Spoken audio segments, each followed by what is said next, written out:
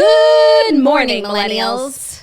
Welcome back to The Toast and happy Monday. Hope everybody had a gargy-pargy fall weekend. Speaking of gargy-pargy girls, it's Jacqueline Follet. Hi guys, it's me. I'm here with Bruno. He decided to Oh my God, why are you talking so weird like you just started your YouTube channel? Hey, welcome back to my channel. I'm here with my dog Brewy, who has decided to come to work today. After bankrupting the family, he wants to contribute towards his medical bills, so he is in studio, a little toothless, but not homeless. If he keeps going the way he's going, maybe. At this rate, he might just be. He might just be. Homeless. I want to thank everyone who shared their stories about Big Pet because I feel very validated while also feeling like I had no other choice but to extract 14 teeth. And that you made the right choice. In the moment I had no choices and there's no like downside to the extraction of 14 teeth. And that really brought me a lot of solace and comfort. So thank you guys. And Bruno really appreciated it too. Yeah, I was like ready for people to be like, oh my God, Jackie and her theories again. But no, this time like they were on your side. Slam dunk. It's also just kind of a universal thing. Like you're bringing pet owners together from all different walks of life. And in a time when our country is so divided, that sort of unification was really appreciated on a Friday nonetheless. It's true. My favorite were like the people who are trying to tell me, you know, I'm wrong for my theory. And they're like, it's good for the canines, like for this breed, like to have their teeth taken out, like as if their teeth are bad for them. But like those are their teeth. Why would they have teeth that are bad for them? And in the words of Lady Gaga, like, show me your teeth, you know? I still have yet to see Bruno's teeth because the paper literally said like, don't open their mouth to try and see their teeth like for 2 weeks because you could move a suture. I would hate to move a suture. It's so annoying when you're just trying to live your life and you end up moving a suture. Do you know what I mean? It's like so frustrating. And so for Bruno's privacy, like I haven't seen his teeth. Yeah, that's good. And for the sutures, privacy. Of course. But once those sutures fall out of their own accord, it's game over for you sutures. Let me tell you what happened to me. Okay. That's what we do here on this show. The show should be called What Happened to Me. And here's what happened to me. I took a TikTok social media break and I returned this morning. Oh, right. And I have such crazy thoughts. Like they are so opposite what I thought. Okay. So I was really ready to like take even more time off TikTok. Like that it was really so good for me. And it made such a difference in my screen time and my overall well-being, my mental health. Like I know that TikTok is a problem and like this experiment was just going to prove it, you know? Right. I didn't need evidence, but if I needed it, it was going to be this. And like, let me tell you, I don't really feel like it had that effect at all. My screen time was like just as bad as ever. I was just using different apps and I want to say worse apps. Like I spent so much time on Twitter and Reels, obviously. Reels was just boring me. Like it wasn't entertaining me at all. So much time on Twitter, which like obviously election season, like it was really just like, it was annoying me. Like it was like too much. Yeah. And I don't know. I don't feel like it had the intended effects at all. I don't feel better. I didn't feel like I was spending less time on my phone. If anything, I was just like on my phone feeling desperate, you know? Yeah. Okay. So that's good to know that it's not like stopping you from doing all this like medical research that you would have otherwise been doing. I was not productive. I didn't make anything with my hands. Like I didn't read more?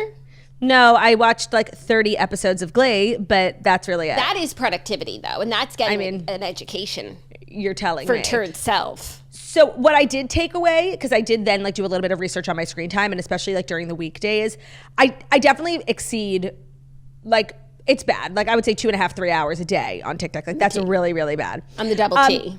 So I'm thinking of putting in a limit. Okay. Maybe like 90 minutes a day. Because it is also my job. Like I need to be like, you know, up with the kids. I do want to say though, I didn't feel like I knew less about what was going on in the world. Everybody was like, oh my God, you posted about Sabrina and Taylor so late. Like, are you just now seeing it on Reels? No, like I saw it when it actually happened. I just didn't post about it. You're feeling the Reels prejudice. Yeah. And to be honest, like I don't want that kind of smoke on me. So I'm going back to TikTok. Or we could just do away with prejudice. Okay. Perchance. Ideally, yeah, that would be nice. But the prejudice is out there. And so I'm avoiding it at all costs. Understood. Well, I'm trying to change the prejudices. And also, did you download TikTok like yesterday? Because you sent a TikTok in the chat. I did? Did you like go back yesterday to TikTok or you really waited till this morning? This morning. Because you sent a TikTok and I was like, oh, I she did? Caved. Yeah, I think so. I don't want to slander. I don't want to slander. I thought like in our family chat you sent a TikTok last night and I was like, oh, she's back. Better than ever. Was it Ben? Was it Ben? What do you mean? Because I was like watching some TikToks with Ben, like over his shoulder. Oh, sorry. I apologize. It was Margot. Thank you so much. I do apologize. No, I did do it. It wasn't even necessarily Margot hard. In the chat. Margot wrote in our chat. We talked to her. It wasn't necessarily hard. It was unenjoyable. Okay. And the thing is, like, we're trying to cultivate an enjoyable life for you. An enjoyable life. And so cultivate your vibe and your tribe, my friend. And a tribe, my friend. Well, speaking of... There are two types of people in the world. Like, people who use the word tribe and... Actually, I'm sorry, three people. Like, people who use the word tribe. Like, people who use the word tribe in relation to, like, religion and Judaism, in which case... No, we're not talking about that. We're talking about, like, culturally. And then the people who don't. And I personally fall into the third group. No, there are three types of people in this world, okay? People who use the word tribe, people who use it, like, religiously, and people I hate. Oh, no. And people I like. Right. Well, speaking of people that I hate, you know what else I did this weekend? This is not a good segue, but you know what else I did this weekend? No. I voted. You did vote. I did know that. I saw that you took your snack and your umbrella. Mm-hmm. And my plan. Your planner. With your plan. My planner. It was kind of a long process making the plan. I just basically woke up and was like, is my polling place open yet? And it was. So I went. And it's really easy, like Google. Do you want to share your plan? Yeah, I Googled, is my polling place open? And I put in my zip code and they said, yeah, actually it opened at 8 a.m. that day. So I went at like 11. It was packed. Oh my God. And I have a few things to say. One, we got into a fight, okay? I didn't even tell you this. I did hear about it though, through the grapevine. Okay. Well, three things happened. One, I Googled before, can you bring, because we were taking Romeo for a walk. I'm like, can you bring a dog to a polling place? And they said, yes, if he's a service animal. And like, Romeo is a registered emotional service animal. So like, seriously, eat my fucking ass, okay?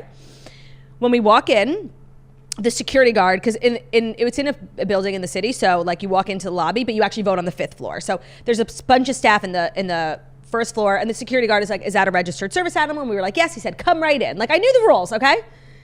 We get up to the 5th floor. First of all, the polling place might as well have been in hell.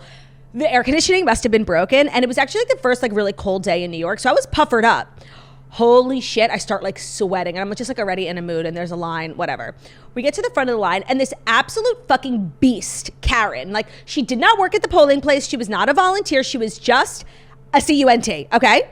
With a big green N95 mask. Like you just knew the vibe, you know? Like, she comes over and she tricked us. That is not your tribe. And literally, like, she almost, like, she was so methodical in her interrogation. She obviously, like, had a plan, right? She made a plan. She goes, is that your pet? We're like, yeah. Romeo. We're like, what do you think? He's just like a stray? She said, and she, like, asked it intentionally because I guess, like, the answer would have been, no, he's our service animal. Right. But I thought she was a normal person. Forgive me. I don't speak dweeb. Yeah, like, I actually don't speak Karen. So I was like, yeah, I thought she was going to say, oh, like, so cute. Right. Pets aren't allowed in polling places. And I said, oh, and I was hot. And I was like already on edge because the line.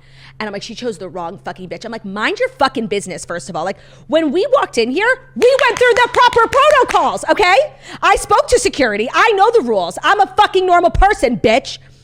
And literally everyone started looking at us and she like wouldn't let it go. Like a, you know, for lack of a better word, dog with a bone. She was like, that's why I said, that's why I asked if it was a pet. I'm like, you fucking set us up like with your dumb fucking question, you stupid bitch. And if she wasn't like an older woman, like I actually would have thrown hands because I was just not in the mood between the heat, the line, like everything. I was, and you know, the TikTok withdrawals. Like I was not in the mood for this fucking lady. It's giving voter suppression. Oh, by the way, she was trying to suppress my vote, 1,000%. 1,000%. Then, and so I'm like over it, you know? And so I go and I check in and I have to sign. I'm like, okay, yeah, sign. You know, you don't think much about your signature. She's like, that's wrong. I'm like, what's wrong? My signature? So she did work. She was a poll worker. Oh, no, I'm sorry. I'm over the pet lady. It's a different she. Different she. Lovely, lovely woman. And we're chatting, you know? And she's like, your signature is wrong. And I'm like, how can someone's signature be wrong? And she's like, do it again. I'm like, okay. It's literally Claudia Oshry. Like, it's whatever. She's like, it's not a match. I'm like, a match to what? Like, to your old signature. I'm like, first of all, I didn't know this was a quiz. Like, I didn't know it was supposed to be matching. Right. Sometimes I like to try out a new font. Yeah, no. And by the way, like, when did I take this? Like, I was obviously going through something when I did because she finally, after 4 turns, she finally showed me the original I'm supposed to be copying. it must have been my first time ever voting in high school. I had a heart over the I in Claudia. Like, okay. Yeah, you have to tell her, explain to her, like, you've changed a lot. I didn't know that was like some sort of, I didn't know that in that moment when I was making that signature, I would be held to it for the rest of my fucking life. Yeah, that's a form of like voter ID, like signature matching. Overall, it's like, a good thing to verify, but it's a bad system. You should just know when you do your first signature that you'll be matching it later on. Well, if that's the case, then the voting age should be 30, because I really didn't figure out my signature till I was like 27. But in their defense, like maybe they did tell us that when you registered to vote, and like it just didn't register. So then I'm done voting, and I'm looking around the polling place for Ben. And he's like still in the booth. I'm like, what are you doing? Like, he was being so slow, and I'm really getting hot. And then he goes over, he takes his ballot, and you have to put it in the machine to like, it like sucks it up and registers it or whatever. And his isn't working. And I'm like seriously so hot on this floor. So I said, Ben, I'll wait for you in the lobby. Like, I can't. When I tell you I sat in the lobby for 30 minutes, I don't know what the hell was going on. They were really trying to suppress Ben's vote. His ballot had to be void, and he had to do the whole thing again. I'm like, only you have these problems. Everybody else, everyone in the neighborhood came and went, no problem. But Ben's was void. They had to cancel it, check him in again, literally get back online. Like, so annoying. What was the issue? Does he know, like, what the issue? We weren't told. Because like, maybe it was Romeo. What do you think? Do you think that he messed up his ballot? Filled it out wrong? So that was a lot. Like, that's what the rumors were saying at the polling place about Ben. But in his defense, the machine wouldn't even suck it up to know that it was filled out incorrectly. Like, I actually don't know. Okay. Interesting. Well, I'm glad you got off the vote. A little early voting. I'm going to try and make a plan for this week. I had never really early voted before, I don't think. I'm very much like a day of swirly, but I don't know what compelled me. Maybe it was all the time I was spending on Twitter. Yeah. No, but I feel like everybody's early voting. So, I know. Like, why would I stand in a longer line on election day? On like the day schmuck? of.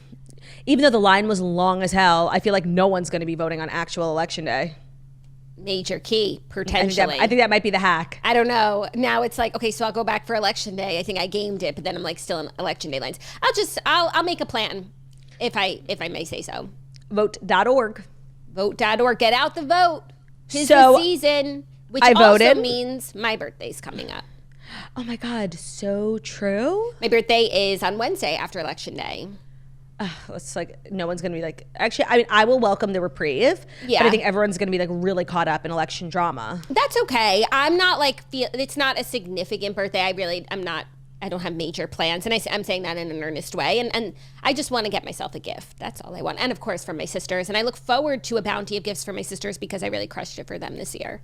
You're a great gift giver. I could speak freely, I can let you know I have not shopped for you yet. And Great. I have no idea. So if you want to send suggestions, I would be more than open. I will. I think I will because I'm craving a couple things. That's helpful. That's helpful. Yeah. Just be reasonable, of course. Oh, I'm nothing if not reasonable, Turt. Because you recently went through a bit of a bankruptcy due to Bruno, as did I. I bought a new phone charger on Friday after the show. Ask me how much it was. I already know how much it was, but I'll ask you for the show's sake. How much was it? 62 doll hairs. Chew on that. Chew on that. And Romeo might chew on that. He probably will. I mean, he's not very particular. He literally eats my dirty underwear, so. Yeah.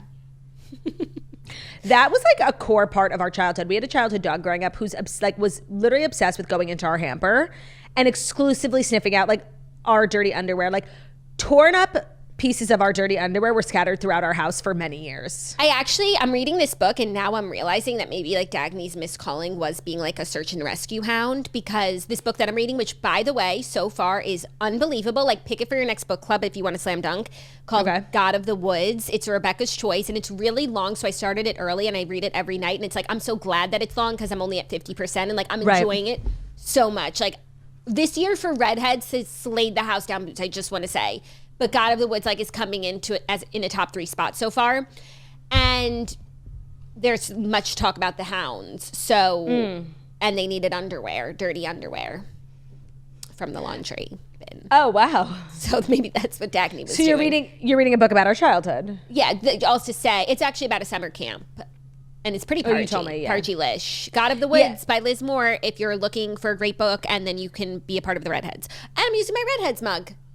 And Synergy. I'm drinking a LaCroix. Oh, kind of like a major update in my life, if I may. over the weekend, not only did I start Glee, which obviously is huge, but I don't want to like talk about it. She's private.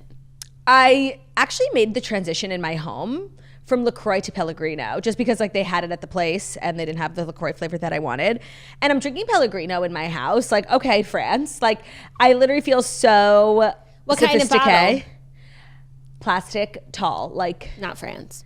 Not glass. I mean, please. You want me to have glass in my house? That's insane. Well, a couple things. First of all, the Pellegrino out of a plastic bottle does not hit the same.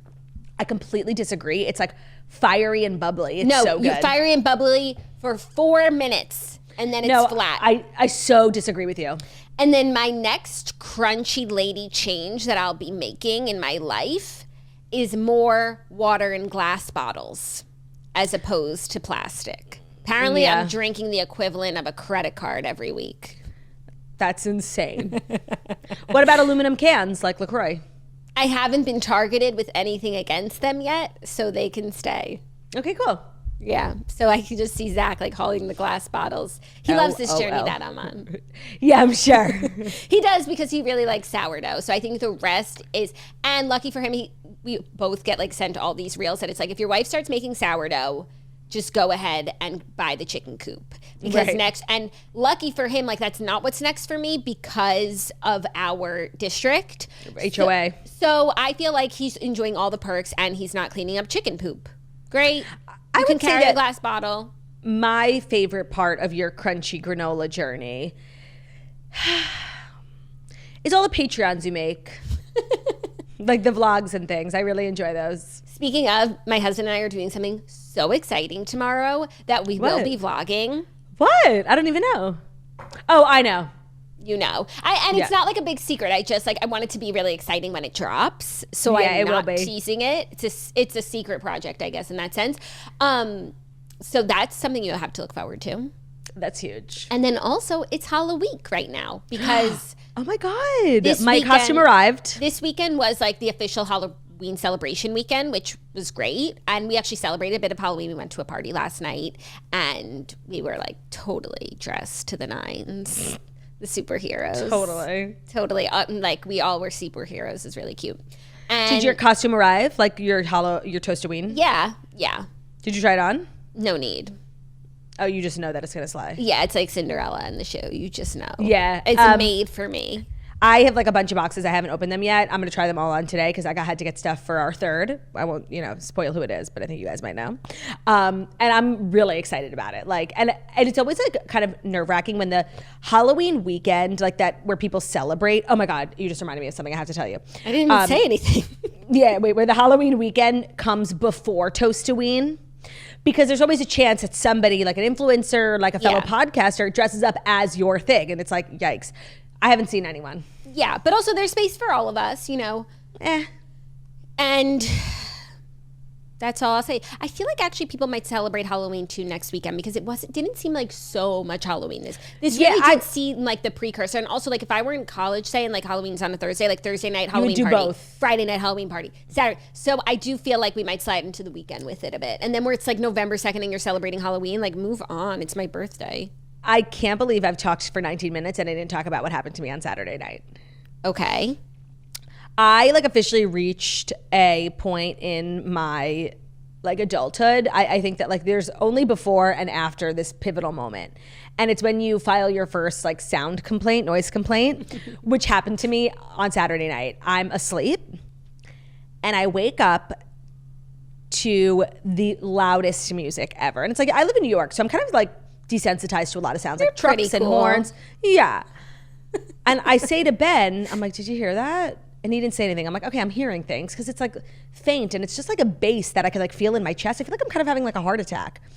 I'm like, okay, whatever. I try to go back to sleep. Next thing I know, I open my eyes, Ben is standing over me. I'm like, oh my God, okay. He's like, I'm sorry, I'm putting on another. We always sleep with a sound machine. He's like, I'm putting on another one. Do you hear that music? And I'm like, I do hear that music. We put on 2 sound machines, we get back in bed. The music is getting louder. And it's not music, first of all. It was like beats, like, and they were on an endless loop. And I'm trying to fall asleep and I hear like literally the same 8 beats and it's just the bass and it's like thumping in my chest. And we ended up putting on 3 sound machines and a pillow over my head and I still could not stop the thumping. thump, thump, thump, thump, thump, thump. And I said, Ben, I think we have to call the police. He's like, I think so too. So I call the police and I'm like, by the way, I'm like, this isn't an emergency. I need to file like a noise complaint. Like, I don't know. And she was like, okay. So she transferred me to like the line where nobody picks up, right? Like what, nobody, 311? 311, yes. Nobody picked up. And I eventually just like gave up because I was like wanting to go back to sleep. It was literally like that. I know you don't watch, but there's a scene in Only Murders in the Building where he calls. He's like, by the way, I have to report like a non-urgent emergency. So they transfer him. It's like, you are number. And he never gets to talk to the police. So I'm actually in hell and I'm starting to feel like I'm in Waco. Do you remember that scene in Waco? That's when what I was FBI, just going to say. It's psychological warfare. Jackie, I had never experienced, obviously I've never been to like Guantanamo or anything and I've never been tortured, but they always say like playing like really loud static noise or music can be considered like psychological torture. And I remembered that scene from Waco and I was like, oh my God, I'm literally like in a cult in Waco. I was experiencing true. And Ben was like, it was actually driving Ben to a point of craziness. I ended up checking my phone and I texted someone who lives like 3 blocks away from me and they were like, oh man, I just woke up. 3 blocks away. And I opened my window. By the way, and I know this apartment. It's like a couple of buildings down for me. They have a rooftop. They always are throwing parties and like I hear the music. It's not a big deal. They must have been having like a banger, like an absolute Halloween like smash party. We're just like laying in hell. We have 4 sound machines on, literally like screaming, and nothing is masking the And Ben and I look at each other and I'm like, Ben, you want to go? I said, I think it stopped. But by the way, there must have been at least 100 people who called the police. Like it's a very residential area. If I didn't get through, somebody did because like everyone was hearing it. Jackie, when we realized that it stopped, Ben started crying. He was like, Jackie, we were actually being tortured. I've never experienced anything like that in my life. And I felt phantom thumps for the next 20 minutes while I tried to fall asleep. Yeah. And not to be like such a Karen, but like seriously, what are you doing? That's insane. Like to wake, and by the way, I could sleep through a nuclear war. So for your music to have woken me up out of my sleep, you're out of line. Out of line. Think about their poor eardrums in the building. I'm literally like that lady from the polling place. But you know what? Like I stand by what I did. And I'd do it again. And honestly, we saw, Ben was like, I was like, I think it's over. And Ben looked out the window and we saw the rooftop clearing out. And I just want to say to those brave men and women in blue who showed up and to that dangerous job, I love you. Like in that moment, I wanted to like, seriously, I wanted to kiss the police officer. Like it was so, and I'm sure they had a lot, it's Halloween weekend. There was a lot of noise complaints. Like I know mine wasn't important, but in that moment, like, I love them. That's beautiful. It was the actual craziest thing I'd ever experienced in my life. That's crazy. And like the next time I want to hurt someone, that's what I'm going to do. Okay. But you also like will hurt yourself. Oh no, I'll leave. Okay. I'm older. What are the stories like today? Good. Like just a lot of little stories that are cute and fun. Ooh, I got hit with some sciatica. I got chills. I got a major hit of sciatica right there. By the way, does this tushy pillow help you? Because like it's technically for people with my issue, not yours. It doesn't like solve the problem, but it's more comfortable. It's just sitting on a comfier chair than you know what I mean? Like yeah. Can't hurt really. Like when I get up, I'm a little less in pain. But no, what just happened right there, like that wasn't good. It can't happen again. In a sciatica sort of way, was not good. Well, if that's all for me. I think that's all for me too. If anything else crosses my mind, I could feel free to bring it up at a later date in the show. And right? I encourage that. I really do. And I probably would. Please. But for now, without further ado, here are the Fast 5 stories that you do need to know. And the Fast 5 stories that you do need to know are brought to you by First Aid Beauty. There are certain things in life we should not be settling for. Flaky friendships, getting overlooked for a promotion, and skincare should be no different. So don't let your daily moisturizer get away with the bare minimum. Do what we did and get First Aid Beauty's Ultra Repair Cream. The moisturizer that really works. You will never go back to your old one. First Aid Beauty is kind of just like I feel taking over the skincare space. I love their Ultra Repair Cream. It's really a daily upgrade that your skin probably needs in this like flaky, crusty, dusty weather.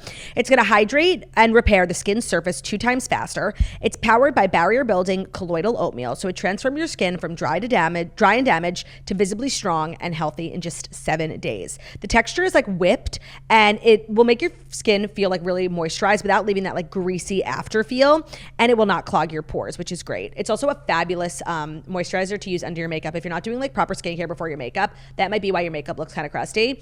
And finding the right moisturizer that doesn't clog your pores is a huge part of that. And I really, really like the First Aid one. I've used it for a while. I feel like Jackie introduced me to First Aid. I use their face wash. Like I use a lot of their things because you introduced me to it. So end the dry skin cycle and demand more from your moisturizer. Order First Aid Beauty's Ultra Repair Cream today. We're excited to share a special offer that's available right now just for our listeners. Get 20% off when you visit the exclusive link, firstaidbeauty.com/toast, and use our promo code TOAST. That's firstaidbeauty.com/toast. Don't wait. Get 20% off with promo code TOAST at firstaidbeauty.com/toast. Today's episode is also brought to you by Avara. If you're looking for on-trend, high-quality pieces that are feminine and fun, Avara is the place to go.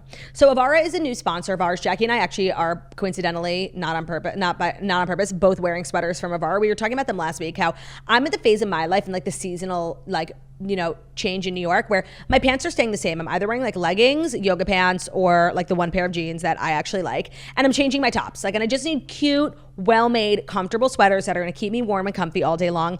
And Avara is my new go-to. My sweater is from Avara. So is Jackie's. With our bows. We're both also wearing bows today. Most of their pieces are under $85. Makes it really easy to refresh your wardrobe without breaking the bank. They're also size inclusive. They go up to XXL. So there's really something for everyone, no matter the body type.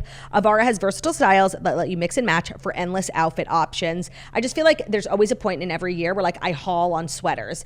And if you're like not getting good ones, like you won't be able to wear them for multiple seasons. And I really like the ones from Avara. But when you're buying a bunch of sweaters, like you can't be spending a couple of $100s per sweater, and everything being under $85 on Avara makes it really exciting. Right now, head over to shopavara.com/thetoast. Use our code TOAST at checkout for 20% off your first purchase. Once your order arrives, you will be hooked. So go to shopavara.com/thetoast. Remember the name Avara, because everyone's going to be asking where you got your outfit. Literally us today. The name on everybody's lips. What is it? Avara. It's Avara Girl Fall. Today's episode is also brought to you by Seed. So Seed's DS-01 is the product we're always talking about. It's formulated with 24 clinically and scientifically studied strains to support whole body benefits, including gut health, skin health, heart health, immune health, gut barrier, gut integrity, gut microbial balance, and nutrient synthesis. And they do that in just 2 capsules a day. So if you've been wanting to get on a probiotic or a prebiotic to help with, I feel like everybody's like gut this, gut that, and like there are so many things connected to your gut, and once you get like your gut healthy, your life changes. Seed is a really great place to start, and their DS-01 product is probably their best seller, and for a reason. It's like a great introductory to getting your gut on track. With the holidays coming up, you can give yourself the gift of benefits in and beyond in your gut by taking a probiotic plus prebiotic that is easy and effortless to incorporate into your routine. You can do it with just 2 capsules a day. There's no refrigeration required, so you can save yourself that precious fridge space. I think a lot of people love Seed, mostly because of like the digestion benefits. I think life can be crazy and sometimes we're not realizing, we haven't gone to the bathroom in a couple of days, and being on a really good routine with a probiotic and a prebiotic like Seed's DS-01 Daily Symbiotic is really, really good for staying regular.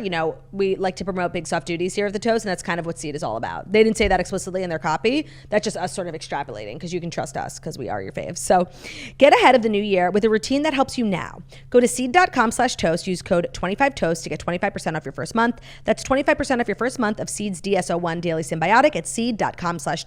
Code 25toast. Thank you, 25 Turt. You're welcome. Oh, wait, before we dive in, kind of like major announcement. So a couple of weeks ago, remember we made it a story, People Magazine, they came out with all the nominations for Sexiest Man Alive, Sexiest Podcaster Alive, all those things. And we did our votes live on air. Of course, it's a cornerstone of our year, the Sexiest Man Alive. Well, I think as like a debt, like to pay us back for the fact that they nominated Josh Peck instead of Ben Soffer, People Magazine actually reached out to us and asked if we wanted to reveal the first 5 categories. And I got to pick the categories. So I picked good ones, obviously, like, the ones that we care about. Pertinent to our situation. But I also feel not even as to make up for like not nominating Ben, but I feel like they know how important the Sexiest Man Alive competition is to us, an important podcast. So it just felt, honestly, once again, synergy. So the winners are going to be announced this week, but we are really excited to exclusively announce the first 5 winners of this year's polls, and we'll see if the ones that we chose ended up winning. Even though we always choose like the losers, like the underdogs. We do, but we still need to make our voices heard. Our vote counts, Turdy. Yeah, the spirit of the season. The actual, like the big Sexiest Man Alive, that gets announced November 12th. But we are going to be announcing. Let me just write that down on my calendar. That's Sexiest Musician, Sexiest New Dad, Sexiest Podcast Host, And the sexiest supporting partner in sports. Do you remember that one? Yes. And you have to remind me of the nominees. Of course. Okay, so I'm going to go in order. Let me pull them up. Ready? Yes. Give me a minute. Like, not me being, like, dumb. Okay, ready? I am. First one, sexiest musician. The nominees were Harry Styles, Role Model, Zach Bryan, that didn't age well, and Shabuzi. Now, I believe I voted for Harry Styles and you voted for Shabuzi. Agreed. Would you like to guess the winner? Harry Styles. The winner is Harry Styles. Very, very good. Very good. I approve. We're one for one. I see it. Who is the sexiest new dad? Nominees? The nominees were Maluma, Robert Pattinson, Cole Tucker, and Justin Bieber. I'm hoping for Robert Pattinson. We voted for Robert Pattinson, and the winner is Justin Bieber. Robert Pattinson. Yay! We are 2 for 2. Look at us. Look at us. Next up, kind of the most controversial category, at least for us, the sexiest podcast host. Now, the nominees were TJ Holmes of Amy and TJ, Josh Peck of Good Guys, Penn Badgley of Pod Crushed, and the Kelsey brothers of New Heights. And in a surprise to nobody, the winner is the Kelsey brothers of the New Heights podcast. I'm so glad Matt Travi's the sexiest podcaster. So far, we are 3 for 3 in our predictions. Go us. This next one, maybe not so much. And go People Magazine. Like, I'm getting, like, election integrity vibes. Yes. Well, they say that over 340,000 people submitted their votes. Yeah. Let me make sure I read that right. Guys. Yep, 340,000 votes placed. Get out the vote. Okay, the sexiest supportive partner in sports. Nominees. Jonathan Owens of Simone Biles. Andre Levrone of Sydney McLaughlin-Levrone. Christian McCaffrey of Olivia Culpo. And Hunter Woodall of Tara Davis. I would be happy with any of these people winning. Me too, but I think the one that we knew the least about and definitely didn't vote for, the winner is Hunter Woodall. Hunter Woodall and Tara Davis. Tara, am I okay? Hunter Woodall and Tara Davis. Okay, happy for them. Yeah, happy for them, but that they would have been my fourth choice. Agreed. Doesn't make them less worthy, but it would have been my last. Yeah. Okay. Now, sexiest TikToker? You can't win them all. No. Mark Estes of Kristen Cavallari fame. Noah Beck of Dixie D'Amelio fame. I love them both. Brew on the Radio of Anna Exeter fame. Brew on the Radio. Connor Wood of Toast fame. Is Brew on the Radio that weatherman type of guy? No. But he wears a suit? No. He's a suit? No, he is on the radio. I thought that was self-explanatory. His name is Brew? Yeah. Okay. So it's Mark Estes, Noah Beck, Brew on the Radio, and Connor Wood. The winner is Mark Estes? Kristen Cavallari, because Mark Estes is people's sexiest TikToker. That feels right, in the words of the redheads. That feels right. Thank you to People Magazine for entrusting us with such an important role. I hope we did it justice. I feel really honored to have been included and happy to be nominated for People's Most Beautiful Woman next year if you're up for it. I do look forward to People's Most Beautiful Podcaster, but until now, the countdown to Sexiest Man Alive is on. Other channels, countdown to Christmas, countdown to Halloween. The Toast, countdown to People's Sexiest Man Alive. Now, let's dive into the story, shall we? We shall. Our first story, Taylor Swift calls Sabrina Carpenter from New Orleans stage as the singer joins her for a surprise mashup of their songs. So Taylor took Eras to NOLA this weekend. Lots of fun was had, lots of great surprise songs. But one show got a very special surprise in the form of Miss Sabrina. She came to the stadium and did surprise songs with Taylor, and they mashed up Espresso, Please, Please, Please, and Is It Over Now? Is It Over Now? Oh my God. Seriously, someone is trying to hurt me. By the way, in Swiftie lingo, when somebody has songs that you really want, that you say, they won. Okay, they won, but this feels targeted because not only does everybody know that the 1989 vault tracks are some of my are my favorite vault tracks and some of my favorite songs, But the Sabrina of it all? What? But Plus sending merch now to 2 of my sisters? Someone is trying to hurt me. Now, I want to sort of like gas you up and like let you know that this is about you. But I want to let you know, like, you're not unique in your take that like the 1989 Vol tracks are the best Vol tracks and probably some of Taylor's best songs ever made. Like, everyone kind of thinks that. Okay, so is there anyone out there who loves the 1989 Vol tracks like more than the regular? Yep. Who loves Sabrina, has been streaming Skin from day one, and whose 2 sisters got Sabrina merch and she didn't. Anyone else? Well, I don't think the Sabrina merch part like is relevant. It's kind of like all, but it's all at the same time. No, it's definitely about you. Like, I know, I'm not saying it's just about me. Like, I'm sure the other factors came into play. Like, Sabrina was in NOLA. Well, no, I'm so jealous. She was coming off of Florida, which is so funny. I was looking at tour dates. I was like, when is she in Orlando? She had literally performed in Orlando the night before.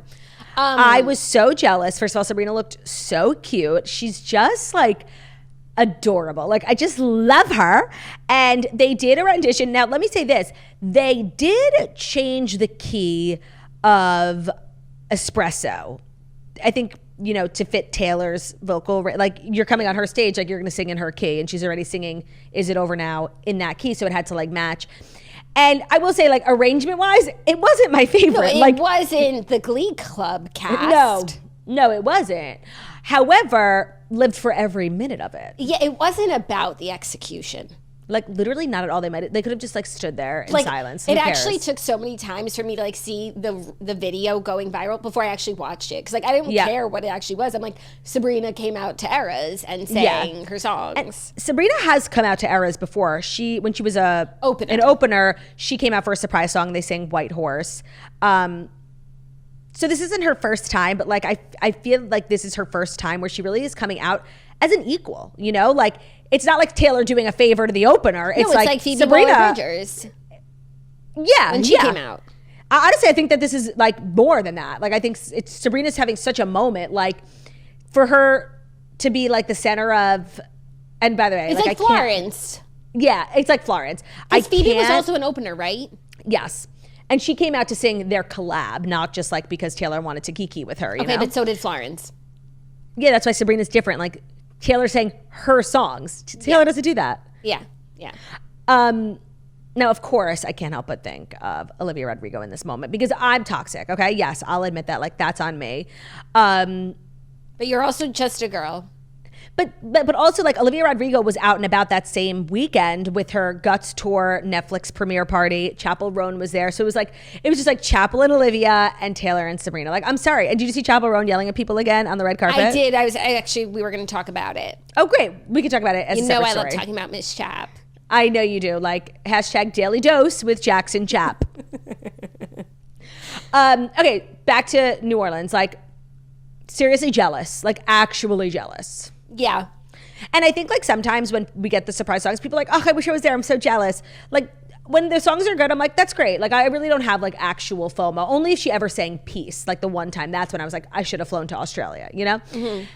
This, like, I should have flown to New Orleans. Like, this, I actually feel, like, jealous of not being there. Yeah. Yeah. But who would have ever guessed? Who would have ever guessed? And like, I don't even know that there's a connection between Sabrina and New Orleans. Like, I just think she happened to have been like. Was she there? Is that where her tour is right now? I don't know, but like, you couldn't have guessed. I don't really care to. No, and I feel like if like Taylor decides she wants you, like, she flies you out. It doesn't matter where you are, you know? Yeah, but she was definitely in the region because she's just in Florida. She was in the Southeast. Yeah, the Gulf Coast. Oh, is that what it's called? Because Southeast like didn't sound right. Southeast it's Florida. No, I know, but like when you think about regions, like, yeah, you think of the Northeast. That's obviously like New England-y vibes. The you Southwest. think of the Midwest. Southwest. Pacific Northwest. Like, you don't think of Southeast. Like, that's not like I don't know. They just don't call it that. They call it the South. Yeah, I guess. The South. But weirdly, like, Florida's not part of the South. Well, because it was like not a state during. And it's also just not South Southern. Southin'. Do you live beneath the Mason-Dixon? I do, but it doesn't apply to Florida because Florida was not a state when the South was Southin'. Got it. Beneath the Mason-Dixon. Right. But yes, geographically, I do live beneath the Mason-Dixon. Of course crazy. I do, because Florida is the southernmost part of the eastern seaboard. what am I thinking of? Not PEMDAS. Midel? Like Mimel. Mimel, that little elf in the middle of the country. He's so cute.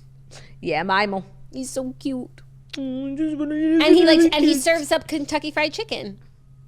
Go look at a map. Have you seen it? Yeah, of course. Like Mimel. Mimel's not just a pointless elf in the middle of the country. He is serving Kentucky chicken.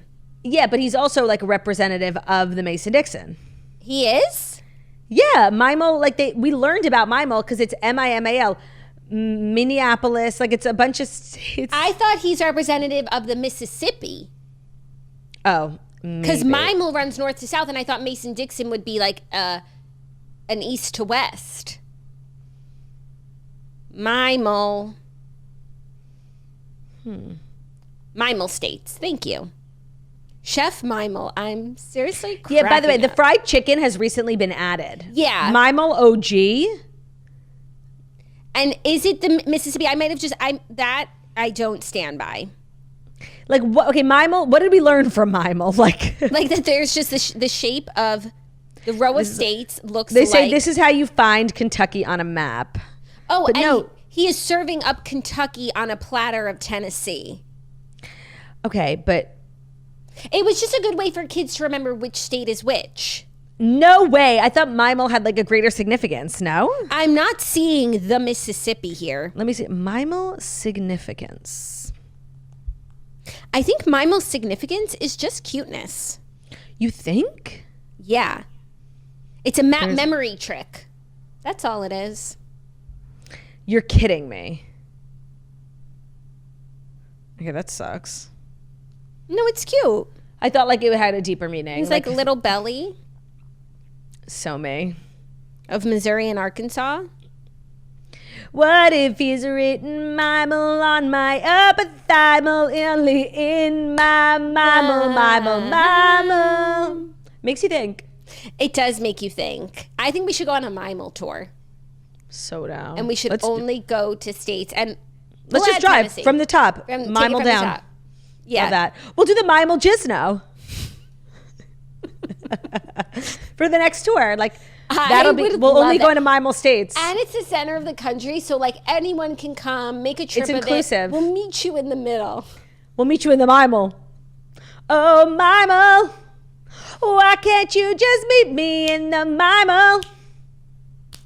Like, get you a podcast that's going to talk to you about Mimel. Nobody else is having these conversations. No, nobody else is. It's like, where were you when we were learning about Mimel? Correct.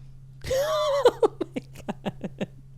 No, I'm just seeing like funny Mimel takes. Mimel memes? Memes. She's on Mimel Talk. I'm only interested in Mimel memes because somebody said that Tennessee's not actually the platter. It's a big Mimel penis. Mimel has a boner. The Mimel community's got jokes. Like, I love that. Mimel lore greater than? No, Jackie, Mimel lore runs deep. It does. Well, hopefully the tectonic plates don't shift anytime soon because we heart Mimel. Conserve Mimel. Save a horse, ride a Mimel. Are you ready for our next story? I am. A little more Only if it's about Mimel. It's not, but maybe we could find a way to get him in there. Okay. I don't see how, but stranger things have happened. A little more tour news as Adele bursts into tears as she embraces Celine Dion during her Las Vegas residency. So Adele broke down into tears when she spotted Celine Dion sitting in the audience at her Las Vegas residency show at the Coliseum Theater in Caesar's Palace on Saturday. And you know what? Actually, the stadium that Taylor played at was the Caesars as well. Yes, because, you know, a lot of people don't realize you can gamble in New Orleans. Like, there's a Caesars, like. And that's the top of it's like, who owns Caesars? Like, what is it in service to? Just the hospitality industry? Yeah, it's like the biggest. It's like an MGM. Like, it's like the biggest. Got it. Okay, so it's like billionaire. She was at Caesars Superdome. Celine's at Caesars Palace. Yeah, it's the theater that Adele performs in. So funny when I went to see Adele, I was going with Brian, who's like Celine Dion's #1 fan. And he was like excited to see Adele, but he was obviously feeling like defensive. He was like wishing Celine Dion were there. Yeah, and he just kept referring to the theater as like the house that Celine Dion built. I'm like, okay, calm down. No, like seriously, Adele paying homage to Celine Dion and him not being there is like Taylor bringing out Sabrina and me and us not being there. I can sympathize with him. Honestly, for Adele, it's probably the sickest thing that like Celine came. One, because if you're just like a female singer these days, like Celine raised you. Like she is your biggest influence and icon. So to see her come to your show, like that's huge. Obviously the significance of the Vegas residency in the same exact theater, like it must be, it's like a passing of the torch. Although they are saying that Celine is going to return to Vegas, but they've been saying that for a while, but like they are saying that. Well, I feel like she could it might not be happening, but it doesn't mean it's not going to happen. You know what also, I mean? Adele is wrapping it up. Like Adele said, she's like going to be finishing this soon. And yeah. So it was maybe really nice. Leaves space. Moment between the icons, betwixt the icons. Yeah, it was. And like one thing about Adele, she's going to cry at her show. And I love that. Especially when she's singing When We Were Young, which is when I'm pretty sure that like she was doing her When We Were Young walk. Yeah, she only leaves the stage for When We Were Young, and she walks around and like sees people that she knows or says hi to fans. So like the only time she would have seen Celine Dion is during the walk. Yeah. And by the way, she's gonna cry during that song, and so am I. Like that song really does something to me. Like that song coupled with like seeing Celine, who probably raised her, who's harkening back to when we were young. It's a lot. It's a lot emotionally. That song, like to me, it's on my list with like In Case You Don't Live Forever by Ben Platt. There are like a few songs like I will always cry. I can handle it. Oh my God, no, I actually can't handle it. And like when I saw it live, like I was literally crying. And she was so close to me too. Oh, if I saw it live, I'd probably cry, but like I can listen to it on my iPod. Oh, I can't listen to it on my iPad without like getting like a little tear, especially if I'm on an airplane. Like it's over for you bitches. Well, I can't listen to anything on an airplane. Also, I can't watch that music video where she's like literally singing live in a studio. Like it's this. I'm obsessed. It's Pargy-lish. It's Pargy-lish. I think it's one of her best songs. I agree. Are you ready for our next story? Yeah.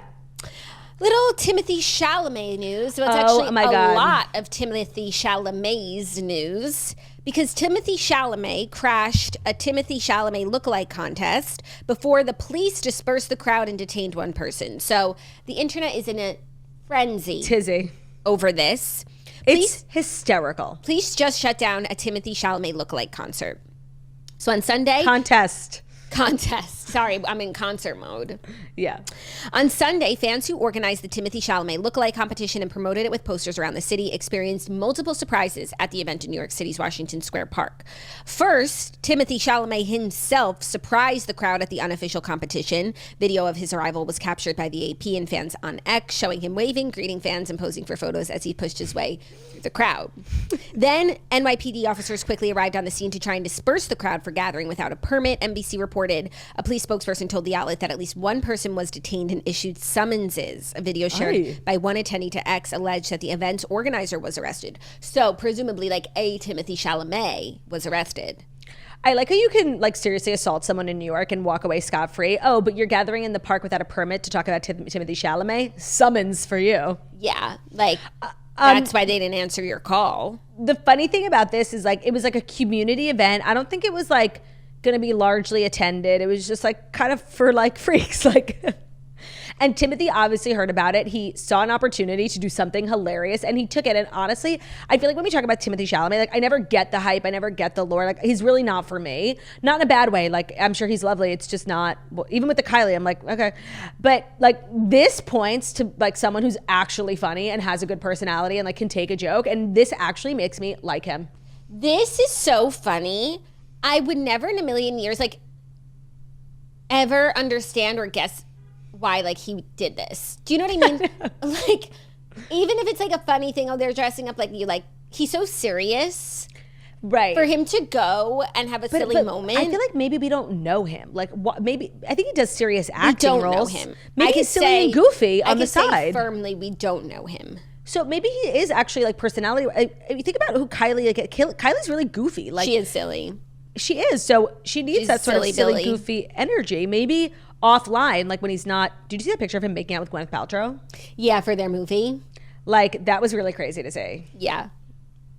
So maybe he does serious roles, but in his personal life, like he loves to joke around. Maybe he's a little bit of like a class clown. Yeah, but to me, it's like you can be silly and joke around, but like the fact that he did this, it kind of like breaks my brain a little bit. Like I could have bet $1 million that he would never, ever, ever do something like this. Yeah. And which I guess is like why it's great that he did, but I'm really actually so confused.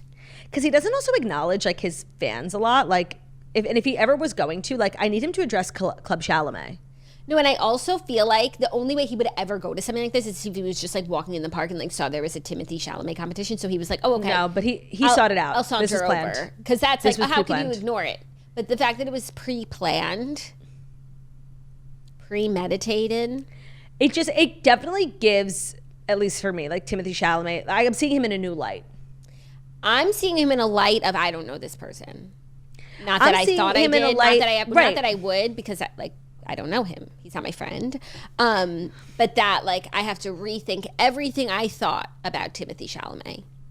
I just want to say this is a very big positive in my Timothee Chalamet column, which otherwise didn't exist before yesterday. Oh no, I have a big positive, and it's the Kylie stamp of approval, and that's like I don't need anything else. But thanks. No, and did you see some of the lookalikes? Like they really looked alike. Yeah, and I'm glad that people have a place to go to talk about this. It's funny though that he was immediately recognized. Like, wouldn't your natural inclination be to be think, like, this guy's the best Timothee. The winner? Yeah, it's like it was a part of a skit for one of those late night shows, but in the UK, where Adele went to like an Adele drag queen competition, and she went as herself, but they did give her like a prosthetic nose, so it wasn't just plain Adele. And she was like talking to the other contestants, and it's like a kind of like really funny, famous video. So it reminded me of that, except that he just went as himself. Yeah. And I'm surprised that like there wasn't mass confusion at first. Right, that people would even notice him because everybody's looking like him, and maybe he's just like really, really looks like him. And the lookalikes like were professional grade, like they really looked alike. Like a lookalike. Like a lookalike? So that was cute and fun. It was. Love to see Timmy getting in on the joke and like not taking himself so seriously. Agreed. Are you ready for our next story? Is it the fourth? It's the fourth, about someone who takes himself very seriously. Is it the fourth that's brought to you by Amazon Live, perchance? Perchance it is. For those of you who live under a rock, Amazon Live is here, the most fun, shoppable experience on Amazon, where you can learn about the hottest products from influencers and creators like myself and shop while you're watching. So you'll find really fun videos like beauty must-haves, get ready with me's, live try-ons, lots of fashion stuff, all the latest trends from the Gargy-Pargy swirlies who you love to follow on social media. So you can tune in live and then ask questions in the live chat, and you'll have a lot of fun with whoever is streaming because most likely they'll answer your question. So if you want to ask, piping hot gossip from Kyle Richards, Lala Kent, Paige DeSorbo, influencers like Turdy Lou Freebush, you can actually join live, leave a comment, like obviously it can be about, what they're wearing, or it can just be like, hey, are you single? And I feel like a lot of drama actually goes down on Amazon Live with like Madison LaCroix and stuff. So one of their new shows is hosted by Paige DeSorbo. It's called In Bed with Paige DeSorbo. She's inviting guests to join her in her favorite place, which is her bed. They're gossiping, sharing nighttime beauty routines. So they're doing a lot of like glam stuff on Amazon Live, makeup, skincare, fashion, and you're actually able to shop those items as you're actively watching. So instead of like watching someone's Get Ready With Me and then searching for all their products like on Google, you can do it on Amazon. It's so easy. You're probably going to shop it on Amazon anyway. So to be able to streamline it all in one place is really fun. I've done a lot of really fun Amazon Lives, cooking ones, demos, like very kitchen oriented with Ben, fashion ones with Margot. So stream and shop my channel on Amazon Live by going to amazon.com/live/girlwithnojob, where you can watch and enjoy the best of Amazon Live. Also on their new live TV channel on Freevee or Prime Video under the DIY section, and shop along on your phone at the same time. Today's episode is also brought to you by Good Ranchers. As the election draws closer, it's not just our votes that shape the future, it's the choices that we make every day. And when you choose to buy your meat from Good Ranchers, you're supporting local ranchers who embody the values that make our nation strong and enjoying meals that are as wholesome as they are delicious. So there are actually a lot of benefits to shopping American meat. No antibiotics, hormones, or seed oils because it's local. You can trust the American process. It's really steakhouse quality, so the meat really tastes better and you won't want to go back. It also saves time and money. So all the cuts are pre-trimmed, which makes meal prep really easy and like less gross. They are all individually packed. They're vacuum sealed too, so there'll be less waste and you never have to throw freezer burned cuts away again. So Good Ranchers and their subscription boxes are really fabulous. You can subscribe to any Good Ranchers box and choose a free add-on for the next 4 years or until the next election. So free in every box for 4 years is boneless chicken breasts or Angus ground beef or applewood smoked bacon or wild-caught salmon. So if you are in charge of feeding yourself or your family and you are concerned about where you're getting your meat, making sure it's American, check out Good Ranchers. They also have great seafood. Like we have been loving their salmon. Ben actually makes a really good like miso glazed salmon. It's delicious. So goodranchers.com. As Americans, it's really important that we shop American meat. It's better for you. It's also just like a more premium experience. Good Ranchers makes it so easy with their subscription boxes. So don't miss out. Use our code TOAST to claim this presidential promo worth up to $1,200 and bring 100% American meat to your family meals through 2028. GoodRanchers.com, code TOAST. It's American meat delivered. Today's episode is also brought to you by Stamps.com. You know, it's that time of year, you guys, holiday season, whether you're shipping, mailing, ordering. The holidays are hectic, and if your business mails and ships items like marketing materials, forms, documents, or products, you need Stamps.com, where you can print postage online and free up time to focus on getting your business through the busy season. From small businesses to multi-location organizations, Stamps.com handles all your mailing and shipping needs wherever, whenever. Seamlessly connect with every major marketplace and shopping cart if you sell products online, and access all the USPS and UPS services that you need to run your business right from your computer or your phone anytime, day or night. There are no lines, there's no traffic, and there's no waiting. So take care of mailing and shipping wherever you are, even if you're on the go with the Stamps.com mobile app. All you need is a computer and a printer. They will even send you a free scale. You'll be able to easily schedule package pickups through your Stamps.com dashboard. You'll automatically see your cheapest and fastest shipping options from different carriers, and you'll get rates that you can't find anywhere else. This is, I think, the best part of Stamps.com. You're going to get up to 89% off USPS and UPS rates. You can order shipping and mailing supplies, labels, even printers from the supply store when you run low. So more holiday, less hustle. Free up more time with Stamps.com. Sign up at Stamps.com, enter code TOAST for a special offer that includes a 4-week trial plus free postage and a free digital scale. There are no long-term commitments or contracts required. Only when you go to Stamps.com, that's STAMPS.com. Our code is TOAST, and that will give you a special offer that includes a 4-week trial, free postage, and a free digital scale. Thank you, Stamps.com, for sponsoring today's episode. Thank you, Turt.com. Now, you're going to talk. I'm just going to go off camera and pick my camel toe, but I'm listening. Okay, sounds good. Good luck with that. Our next story is about the aforementioned Chappell Roan confrontation with rude photographer at Olivia Rodrigo's film premiere. So Olivia Rodrigo premiered her film, Guts World Tour, which is very exciting for Miss Rodrigo and for anyone who didn't get a chance to see the tour or who did and wants to relive it. Like, that's also, let's not let like the good get lost in the drama. Of course, right. Congrats to Miss Olivia. Yeah, and I wonder if like Olivia is mad at all that like the story of her premiere is about this. Definitely but at least not. People are talking about her premiere. Definitely not. Like, all press is good press. Yeah. Chappell Roan snapped at a photographer on the red carpet for the Guts World Tour movie premiere in LA on Friday, claiming he had been disrespectful to her at a previous event. So while she clocked him so quickly, like she stood there and she recognized that guy immediately, stopped everything and walked up to him, finger in his face. Right. While posing on the red carpet, she walked over to the photog's face and said, "You were so disrespectful to me at the Grammys. You yelled at me at a Grammy party." The individual was not shown on camera, but he seemed to disagree with her account of events. She said, "Yes, I remember you were so rude to me." And she said, "I need an apology for that." Yep, you do. You need to apologize to me. In the middle, you can also see her very scary, like scared looking blonde publicist, like coming over and like trying to mitigate, but like not even trying, just like sort of standing there. And I feel as though there are two schools of thought here, right? People either feel like, oh my God, this miserable girl again, being miserable, yelling at people, like not okay. Or the other school of thought is like, you know, it's nice to see finally like a young woman in the industry standing up for herself and, you know, taking control of whatever. I don't know what they're saying, but you know, some people think this is fab and some people are like, seriously, dreadful. Yeah. Now, in a surprise to nobody, I subscribe to the more dreadful school of thought. Like, you just, no matter what happened at the Grammy party, we actually don't know. So what do we see here? Like a famous rich celebrity yelling at like a worker, right? And that's never a good look, in my opinion.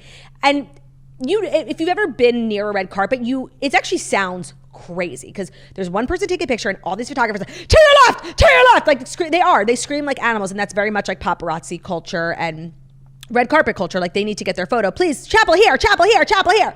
And so I'm sure what she's describing is a version of that. Maybe this person just had like a really loud, annoying scream. I don't know. I just don't think you should yell at people. Like, and so is this different than the person on the Grammys carpet who she was yelling at? No, sorry, VMAs. That was the VMAs. So yes, it is different. No, this was a Grammys party. So this is not the something incident that she's referring to. We have no visuals of. Got it. So we can't reference. All we see is a big celeb yelling at a poor little photographer. Yeah, I, for a couple reasons, am in the second camp as well. Like, this isn't female empowerment to me.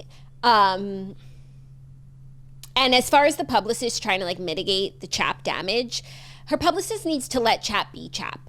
And by the way, she really did not try. She just sort of stood there. I think her publicist does let Chap be Chap. And I think a good publicist for Chap should actually say, like, this is Chap being Chap, and these are, like, Chap's big moments, and this is what Chap is about, and her fans, like, love this about her. And this should actually be, like, an all press is good press sort of thing for Camp Chap. Chap gonna chap. Chap is gonna chap. And all of you are trying to stop her are wasting your time.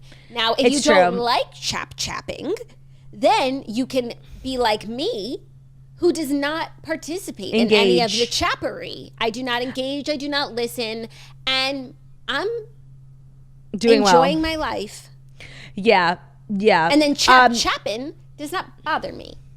No, and I think that it's exactly what you said. Like, people like Chappell Roan, and like when they see her doing stuff like this, like they can reason with it. Like, it is empowering. She's a young woman taking control of her image in the media or whatever. Like, they think that. And then other people who like don't die for Chappell Roan, like they see, you know, someone getting yelled at and they're like, stop yelling, you know? It's just. And I agree with you. The red carpet can be like a very overwhelming, overstimulating sort of place, especially she struggles with her newfound fame. She's shared a lot about her mental health concerns. Like, maybe skip the red carpet. Yeah, although she does, and I'm sure she gets like invited to a lot of things, and she doesn't really go to much given how famous she is. But she does like always show up for Olivia Rodrigo. She opened for Olivia Rodrigo, I think in I don't know if it was Guts or Sour, but like a lot of her success had to do with like her opening and people really learning about her from the Olivia Rodrigo tour. And so she performed with Olivia Rodrigo when she invited her on stage, I think in the LA show at the Guts tour. So she like, I think she feels like almost indebted to Olivia Rodrigo. She always shows up for her. I understand that. So it's more than just like, I want to support my friend. Because if you want to support your friend, you can go to the premiere and also like skip the red carpet because you got to protect you. But if it is someone, it's like, if you were at any work event, I feel like anyone could relate to this. Like someone who, it's a little work, you know, a little quid pro quo. They did this, I'll do this. That's exactly what and that's how you support like your friends and business associates. Especially like as a pop star. Like not going just like and coming to eat popcorn and watch the movie. Like, I'm going to be here publicly for you. Bringing my celebrity and my name and likeness. Yeah, that's what she's doing. And bringing my brand of chap. Sprinkle a little chap on the whole thing. Just doing a little chap over here. A little chap dance. I actually, as much as I don't participate in Chappell Roan, I actually love talking about her. Me too. I can't believe, like, of all the videos and angles we got of this interaction, I didn't see one angle of the actual photographer, which is kind of nice. Like, protect this photographer's privacy. But, like, were they shook? Were they angry? Were they embarrassed? Like, what? It's better if we don't see the photographer, because then, like, the chap stands, they can't be stopped. They're going to dox. They're going to dox this photographer. What do they call themselves? The Ronies? The Rondins. You're lying. I'm lying. I just made that up. Oh my God, because I was saying, I love that. I have respect. No, actually, you know what I was thinking the other day? Because Lady Gaga has been talking about a lot of the new music she's releasing. How when we were talking about like stanhood names, we didn't talk about Lady Gaga's. And oddly enough, Lady Gaga's like makes the least sense. But the Little Monsters? Really took on, people really call themselves that. And it caught on more so than I think a lot of other fanhood names for artists who are bigger or smaller than Lady Gaga, you know? Yeah. But I think she fosters that sort of environment community, because she is like just so dynamic. Also, I think the original one, someone said that this actually was the original fandom and that invented sort of like fandoms, is the Beliebers. Oh, yeah. Because even like back in the day, like where the Beatles swirlies, like. No, they had Beatlemania. That was like what it was called, but they didn't, that wasn't like the name of the fans. Someone said the first stand-up with a name was the Beliebers, and it all happened from there. Now, I don't know of a stand-up from before the Beliebers. No, that predates. But the Beliebers is a pargylicious name for a fandom. It's beautiful. I love it. Because it's like punny. Like, I love it. Yeah, even when we were obsessed with like Jonas Brothers back in the day, like we didn't have a group name.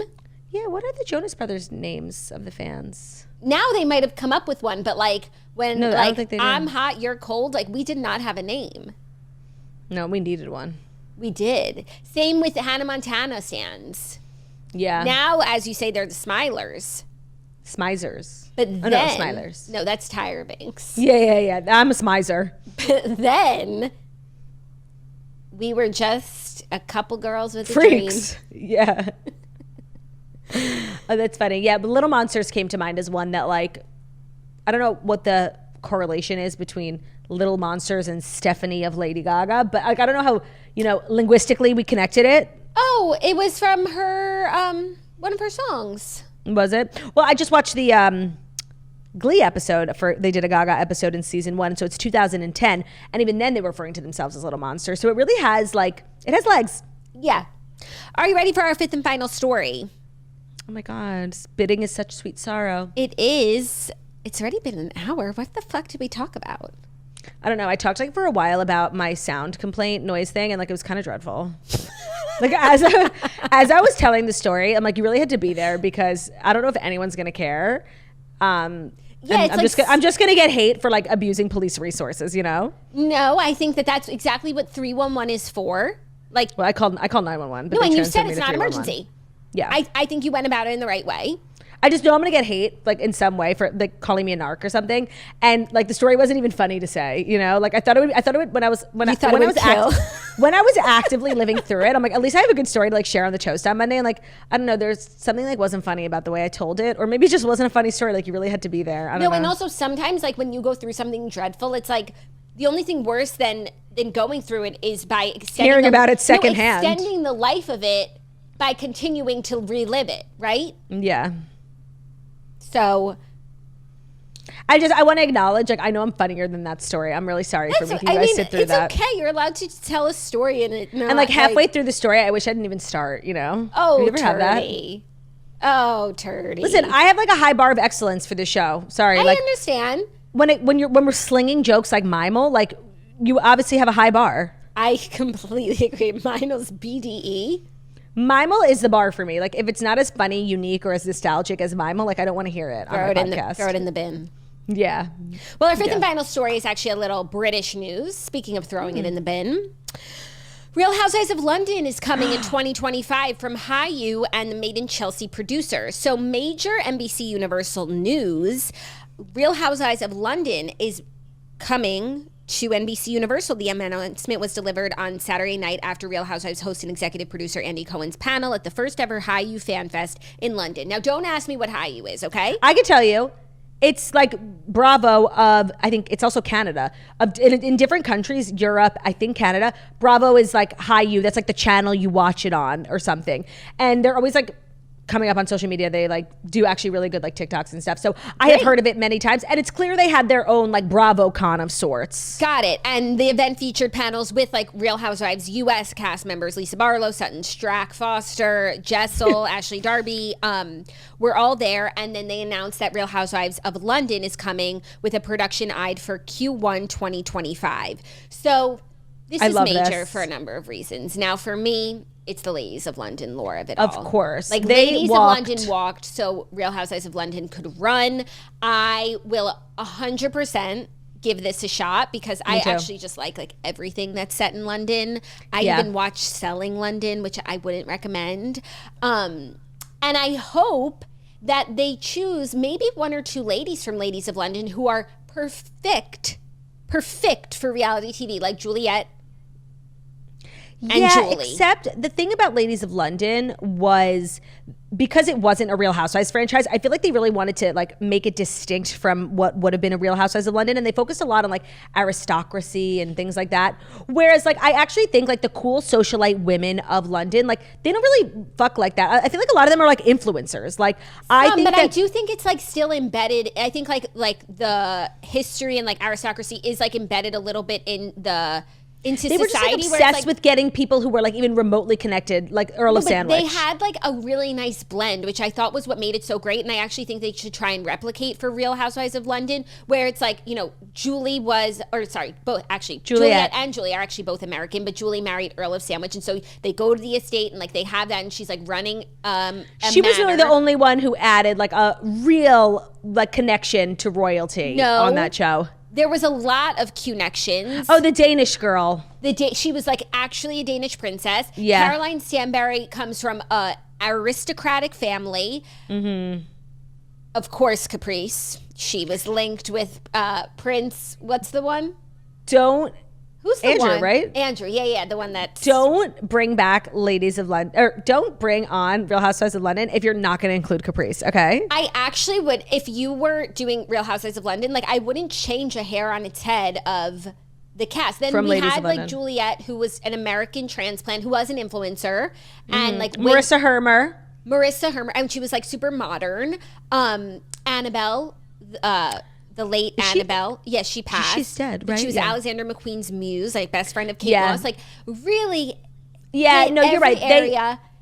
They were at least like, I feel like sometimes they'll go to a city and they'll get people who are seriously like not wealthy, not connected, not famous, not anything. I'm like, why are we watching this band of yellow belly losers? Like for real. And with Ladies of London, every single person brought something to the table, whether it was fashion, whether it was money, whether it was royalty. Like they really did a great job of casting. Maybe like the stigma in London is different because I know a lot of times when they go to a town and they want to do a Real Housewives, like the actual women who you would want, the really famous, well-connected husbands who are billionaires, they want nothing to do with these types of shows. You think? Yes. Even London? Maybe there's not like a stigma like that. Maybe there's not, but I think most people most people just wealthy at that level want privacy and like have negative associations with reality TV. However, I think a lot of maybe aristocratic like old money families where the money's sort of drying up might see this as an opportunity, like especially if you live on like or you own a country estate that's like you need to millions of dollars a year, generate some money. This is the perfect thing to pair it with because like that has done well for people in the past. Just like, I mean, it's a little different, but the Downton Abbey estate like is now can thrive for 100 more years. It's self-sufficient off of that. So I think there's endless potential for this show. And it would be nice to get one or two of the ladies from Ladies of London, but like you don't have to, but that just like the work is done for you. I gave you a perfect routine. It's really crazy that there hasn't been a Real Housewives of London. And it's not like there hasn't been international franchises. We have Dubai. Actually, we have Cheshire. There are, it said in here, how many this will be the 30th international iteration of Housewives. And yeah, Real Housewives of Cheshire, which focused on the lives of women in the English country, aired for 17 seasons so far. But I think I need to watch that. And by the way, I have heard, I think I watched like a couple of episodes when it first came out. I've heard it is the craziest, funniest thing. But there is like a weird delineation when it comes to international franchises that play in America. So you said there's 30. I only know of Dubai that plays in the States on Bravo proper. Even Cheshire, which I'm familiar with, doesn't play on Bravo here in America. Right. So I am hoping that Ladies of London will play. Maybe Peacock. Here, and yes, maybe Peacock to NBC, but then you also have to think about like language because there's a lot of other international iterations, but if they're like, if the language barrier is not conducive, so maybe that's why they're not played here. I'm hoping that Ladies of London, I don't have to watch it like on a VPN and I can just enjoy with everyone. This is really like fabulous. London, Real Housewives of London. No, so, literally same thing. This like, okay, so for the person who's targeting me with Sabrina and Taylor is also looking out for me by giving me this. What the universe giveth, it taketh away. 1,000%. So those are the Fast Five stories. I feel as though you needed to know them. Me too. That's our show. That is our show. We've got a big week. Right. Only 2 more toasts till Toast-a-ween. And what's so crazy is by the end of this week, it will be November. And I feel like not enough people are talking about that. That's really like then we're in the holidays and we've done it. I'm so thankful. I'm so thankful. I'm so excited to like switch gears. Me too. So thank you guys so much for listening to the Toast on Monday Morning Show. We deliver the fastest stories you need to know every Monday through Friday on YouTube. So you're watching us on YouTube. Please feel free to subscribe to this video. Thumbs up. We're also available as podcasts and where podcasts can be found. So at Spotify, iTunes, Stitcher, Public Radio, iRadio, Castbox, all the places where you listen to podcasts. Find us a 5-star review about a beautiful setting and wickedly talented we are. Love ya. Bye.